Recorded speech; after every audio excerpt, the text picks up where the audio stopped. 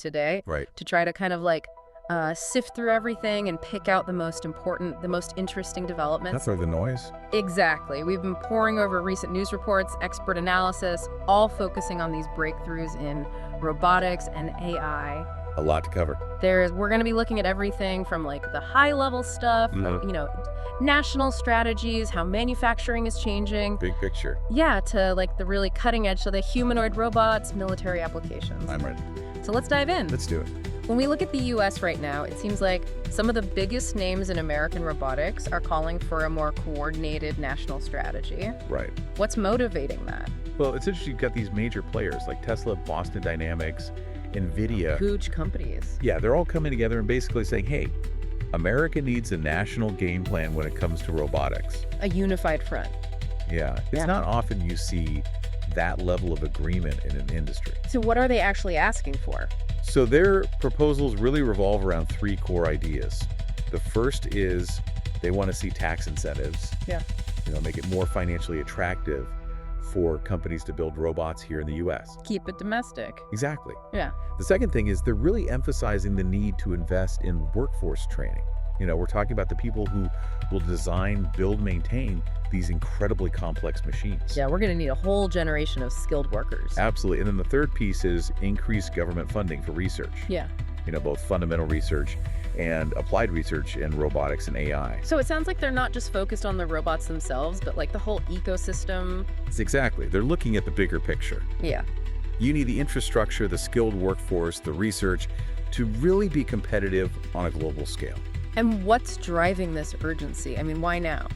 Well, if you look at what's happening globally, I think the driving force is competition. The U.S. is seeing other nations making significant advancements, and China in particular is often cited as the main competitor here. Makes sense. These companies, they see a national robotics strategy as crucial for the U.S. to stay ahead of the curve, maintain its leadership in this field. Keep that edge. Exactly. Now, speaking of China, they've really established themselves as a powerhouse in industrial robots. Oh, absolutely. But I'm hearing they have even bigger ambitions when it comes to humanoid robots. Right. That's a really interesting development. What's their angle there? So China's become the world's largest user of industrial robots. Yeah.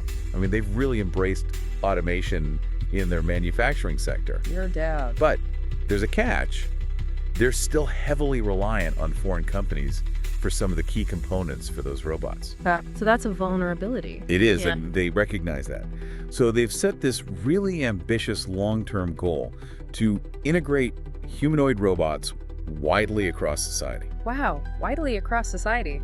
That's a pretty broad vision. Yeah, it is. I mean, we're talking robots in factories, in healthcare, providing all sorts of services, really becoming a more visible presence in everyday life. So not just replacing jobs in factories, but like actually interacting with people day to day. Exactly. That's the idea. Yeah. But of course, there are huge challenges. Technologically, there's a lot to overcome.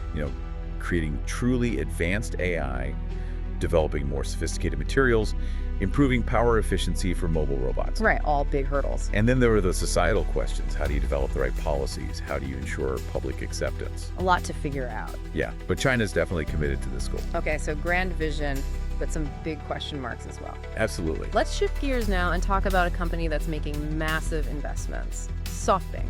Okay. $1 trillion for AI-powered factories in the U.S. Trillion with a T. It's hard to even wrap your head around that number. It's an incredible amount of money. What are they planning to do with all that cash? Well, their plan is to invest it in building these robotic mega factories here in the U.S. Mega factories. What does that even look like? Think fully automated facilities. Human involvement is minimal. Wow. Robots are not just handling the assembly lines. They're using AI to optimize the entire production process. Okay, so they're running the show. Pretty much, and here's the really wild part. They're even designed to perform their own maintenance and repairs.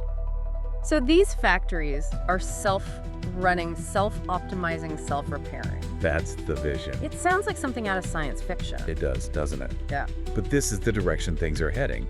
SoftBank is essentially saying we're at the dawn of a new era, an intelligent industry era. Where AI and robotics are so integrated, they create this whole new level of efficiency. Right. It's a pretty fundamental shift in how we think about manufacturing. So we've got the factories now. Let's talk about the brains behind all this intelligence. NVIDIA recently announced their new Rubin AI chips at GTC. Right. I was just reading about those. These seem like a big deal for robotics. What makes them so special? Well, one of the things that continues